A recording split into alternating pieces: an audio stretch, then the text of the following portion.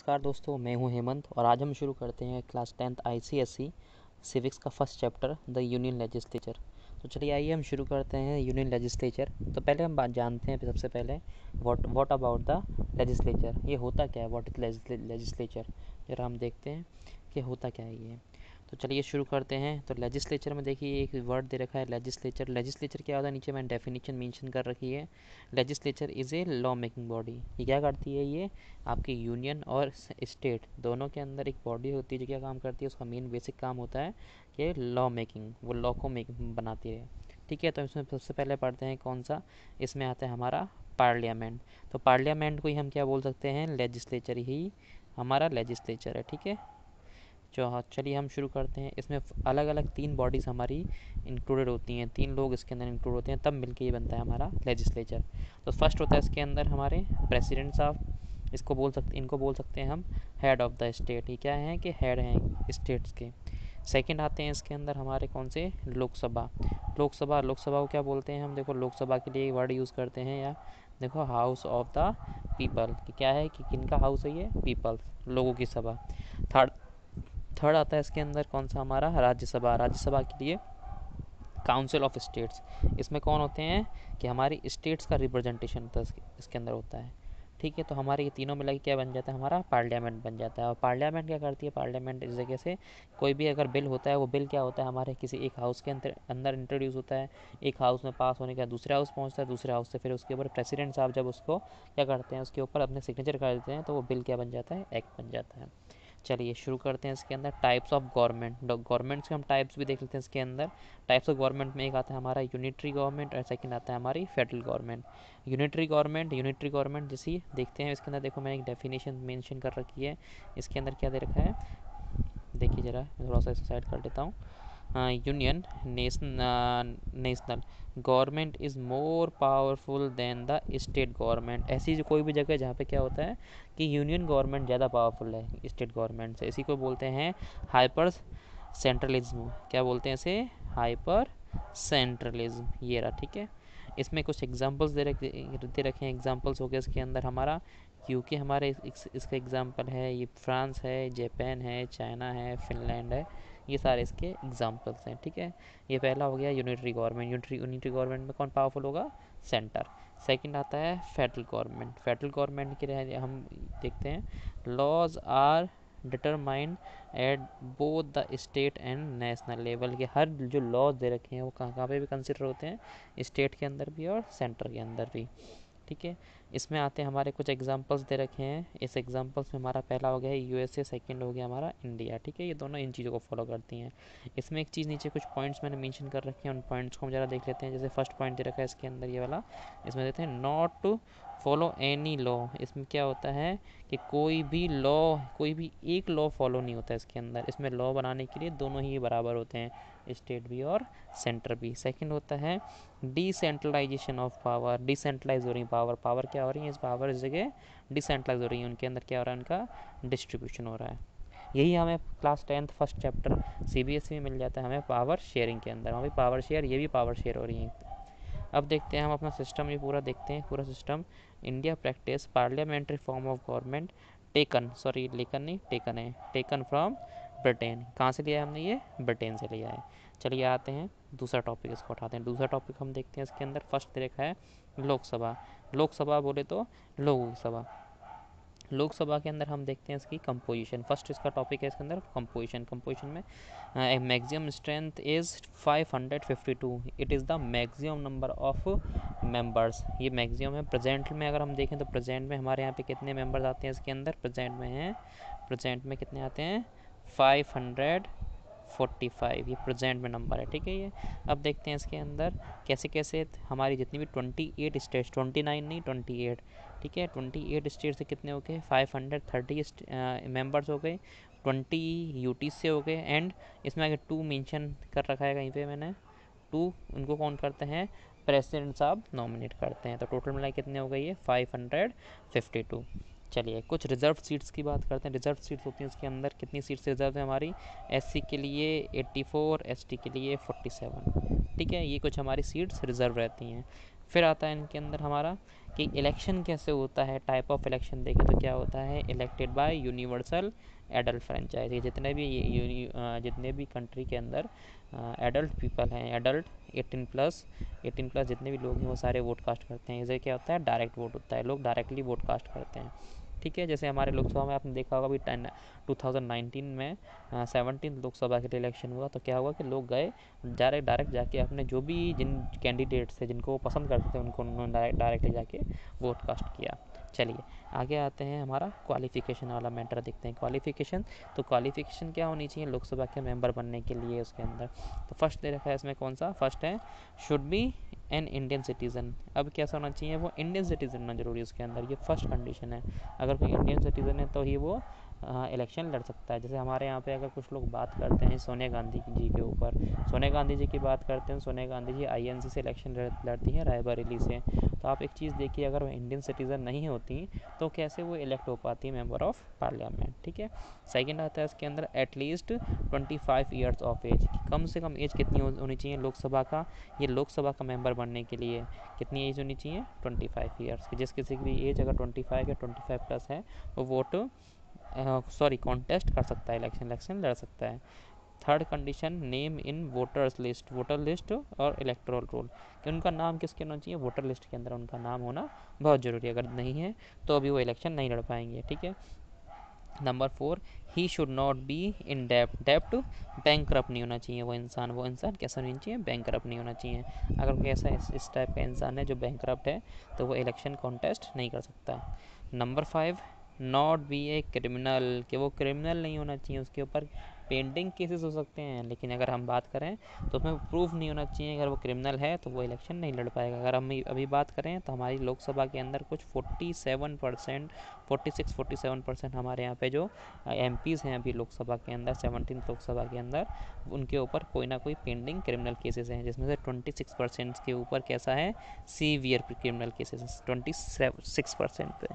ठीक है, अब आते हैं number 6, should not unsound mind, कैसा नहीं चाहिए कि अनसाउंड माइंड मतलब दिमाग से क्या हो, कि दिमाग उनका प्रॉपर वर्क करना चाहिए। ऐसा तो नहीं है कि वो दिमाग उनका काम नहीं करता है। ठीक है, तो ये लोग भी इलेक्शन, अगर ये है, अगर ऊपर तक की 6 क्वालिटी हैं तो हम इलेक्शन वो लड़ सकता है। लास्ट क्वालिटी जो और होना चाहिए इसके अंदर, क्वालिफिकेशन क्या है वो, not hold office of profit under government. अगर आप किसी भी गवर्नमेंट की ऐसी किसी पोस्ट के भागीदार हैं, हकदार हैं, तो आप इलेक्शन नहीं लड़ सकते। अगर आपको इलेक्शन लड़ना है तो आपको पहले उस पोस्ट को रिज़ाइन देना पड़ेगा, रेजिग्नेशन देना पड़ेगा। ठीक है, जिस किसी के पास ये 7 अगर कंडीशंस हैं, क्वालिफिकेशन है, तभी वो इलेक्शन को कॉन्टेस्ट कर सकता है। ठीक है, नेक्स्ट आते हैं, नेक्स्ट टॉपिक हमारा आता है अबाउट लोकसभा। चलिए देखते हैं हम लोकसभा के बारे में कि लोकसभा है क्या ये। ठीक है, तो लोकसभा के अंदर कुछ और चीज़ें हैं। इसकी ओथ के लिए बात करें तो ओथ कौन दिलवाएंगे, प्रेसिडेंट ऑफ इंडिया, इंडिया के जो प्रेसिडेंट है वो इनके लिए ओथ दिलवाते हैं।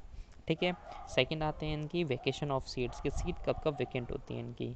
ठीक है, if member resign, first condition दे रखी है, अगर मेंबर जो भी हैं लोकसभा के, अगर उन्होंने अपनी सीट से रिज़ाइन दे दिया है तो सीट खाली हो जाएगी। ठीक है, पहली कंडीशन हो गई। सेकंड कंडीशन की हम बात करें, सेकंड कंडीशन है एब्सेंट फॉर 60 डेज, अगर कोई by the way without permission of house, अगर लोकसभा या हाउस ने उनको अगर क्या क्या कर दिया है कि उनको परमिशन नहीं दिया और फिर भी वो पिछले 60 दिन से गायब हैं, तो उनकी सीट वेकेंट मान ली जाती है। और क्या है, डिस्क्वालिफिकेशन अगेंस्ट कॉन्स्टिट्यूशन, अगर बाय द वे कॉन्स्टिट्यूशन के कुछ अगेंस्ट काम कर रहे हैं, कॉन्स्टिट्यूशन के कुछ अगेंस्ट हैं वो, तो क्या होगा, उनकी सीट को वेकेंट मान लिया जाता है। अब आते हैं vacate seat in state legislature if already a member of at. हाँ जी, क्या होता है कि अगर बाय द वे क्या होता है कंडीशन, कि वो कहाँ की कुछ सीट पे हैं, अगर वो एमएलए बन गए हैं या एमएलए की सीट पे हैं तो क्या होगा, उस जगह पे उसकी सीट को वैकेंट मान लिया जाता है। एक दे रखा है ई एंटी डिफेक्शन लॉ, कभी कभी क्या होता है ये एंटी डिफेक्शन लॉ देखते हैं। देखो एंटी डिफेक्शन लॉ में अगर बाय द वे कोई इंसान है, कोई पर्टिकुलर एक पार्टी, किसी का भी एग्जांपल ले लेते हैं, जैसे कोई इंसान अगर बीजेपी के अंदर है, ठीक है, कोई बीजेपी से क्या है, मेंबर ऑफ पार्लियामेंट, ये एमपी है। ठीक है, अगर बाय द वे किसी दूसरी पार्टी, जैसे हम बात कर लेते हैं आईएनसी, आईएनसी के अंदर उनको अच्छी पोस्ट मिल रही है, अच्छी पोस्ट के लालच में अगर मूव कर दूसरी पार्टी के अंदर अगर मूव करते तो क्या करना पड़ेगा उन्हें। ऐसा नहीं कि वो मेंबर रहेंगे फिर भी अपने पार्लियामेंट के या लोकसभा के, नहीं, पहले उनको अपनी सीट छोड़नी पड़ेगी, उसके बाद वो दूसरी पार्टी में फिर से इलेक्शन लड़ेंगे, तब जाके क्या बन पाएंगे, वो एमपी बनेंगे। उसके बाद किसी पोस्ट पे या जो भी जिस पोस्ट के लिए वो जा रहे थे वो पोस्ट उनको मिलेगी। तो इस कंडीशन में क्या होगी, एंटी डिफेक्शन लॉ में पार्टी चेंज करने पे उनको अपनी सीट रिजाइन देनी पड़ेगी। ठीक है, तो ये कुछ कंडीशंस दे रखी हैं, इन कंडीशंस में क्या होती है, सीट वेकेंट हो जाती हैं। अब हम बात करते हैं ड्यूरेशन ऑफ हाउस की ड्यूरेशन की बात करते हैं। फर्स्ट है टेन्योर। इनके जो मेंबर्स हैं एमपी, उनका टाइम कितना होता है, वो 5 साल के लिए काम करते हैं उस हाउस में। वो हाउस में कितने कितने टाइम तक के लिए मेंबर होते हैं, 5 साल के लिए। ठीक है, एक सेकंड जरा रुकिए।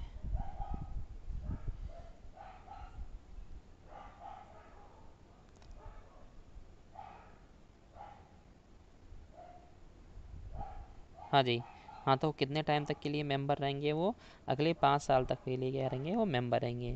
ठीक है, मेंबर रहने के लिए कंडीशन एक और चीज़ दे रखी है कि जब तक उनकी लोकसभा डिसॉल्व ना हो। ठीक है, चलिए, यही टेन्योर दे रखा है, मैक्सिमम टेन्योर एक एमपी का, मेंबर ऑफ लोकसभा, और यही मैक्सिमम टेन्योर दे रखा है किसका, लोकसभा का। ठीक है, लोकसभा बीच में डिसॉल्व हो सकती है, डिसॉल्व होने वाली ये क्या है, हाउस है।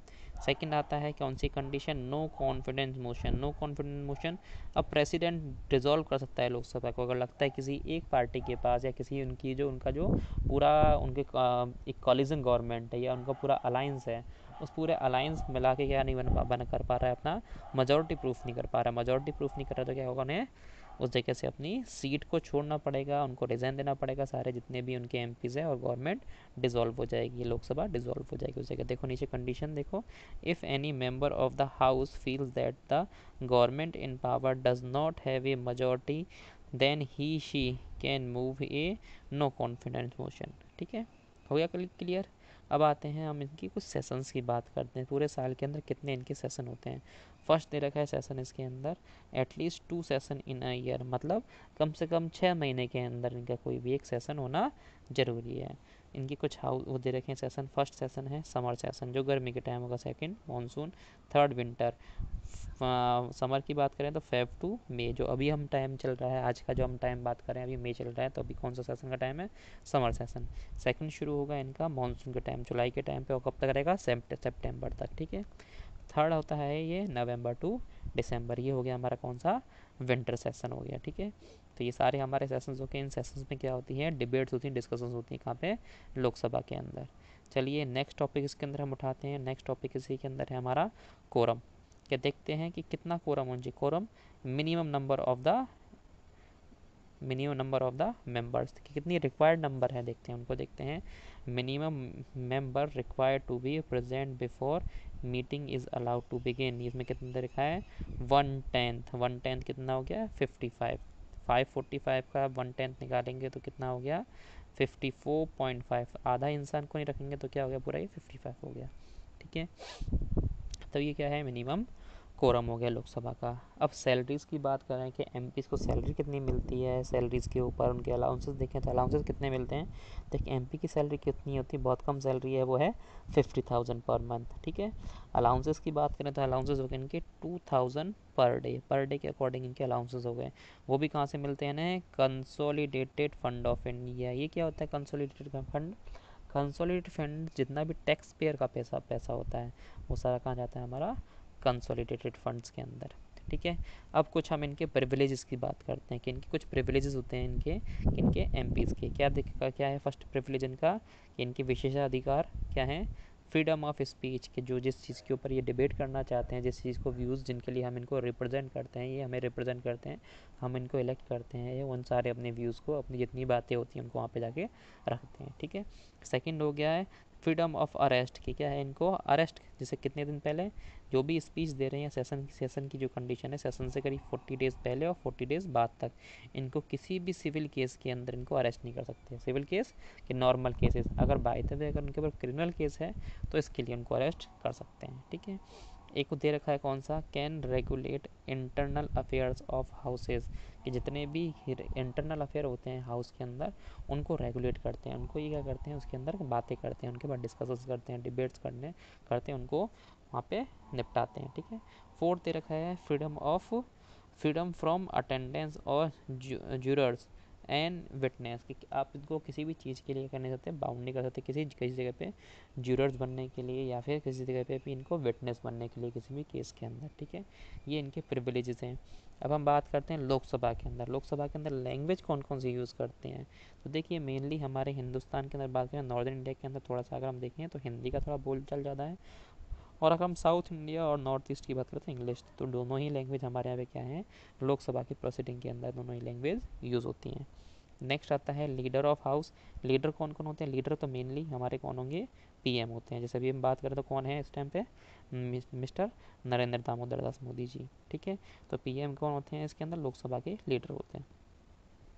फिर आते हैं लीडर ऑफ अपोजिशन, तो जितनी भी सेकंड लार्जेस्ट पार्टी होगी, सेकंड लार्जेस्ट पार्टी उसमें कंडीशन है कितना, 1/10 सीट। जो कोरम दे रखा है, जैसे जैसे कोरम होता है सेम इसके अंदर 1/10 जिसके पास सीट होंगी वो क्या होंगी, हमारी अपोजिशन पार्टी। इस टाइम पे बात करें हम आईएनसी के पास कितनी, 53 सीट्स है, तो इसका मतलब अभी ये जनता ने इनको अपोजिशन बैठने लायक भी नहीं छोड़ा है, ठीक है। अब आते हैं, ये भी सीट हमारी वैकेंट है। थर्ड इसमें एक फोर्थ कंडीशन है, फोर्थ कौन सा है, स्पीकर ऑफ लोकसभा। स्पीकर कौन होते हैं लोकसभा के, स्पीकर जो मेनली क्या करते हैं, जितनी प्रेसिडिंग ऑफिसर जो होता है उनको हम स्पीकर बोलते हैं। अभी कौन है, mister Om Birla, presiding officer of Lok Sabha.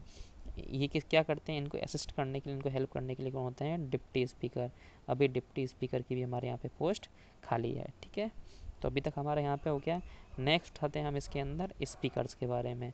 Speaker की बात करें तो हम स्पीकर के क्या क्या काम होते हैं, देखो ज़रा देखते हैं हम स्पीकर के बारे में। स्पीकर हो गए तो इनके देखते हैं term of office. Term of office बात करते हैं, ये कब तक अपनी पोस्ट पर रहते हैं, जब तक दूसरी लोकसभा चुन के ना आए, उसकी फर्स्ट मीटिंग से पहले तक जो भी स्पीकर हैं वो अपनी पोस्ट पे रहेंगे। देखो date of his election till immediately before first meeting of Lok Sabha, ठीक है। ये अपनी पोस्ट पे बरकरार बने रहते हैं। अब कुछ रोल देखते हैं, पावर्स देखते हैं।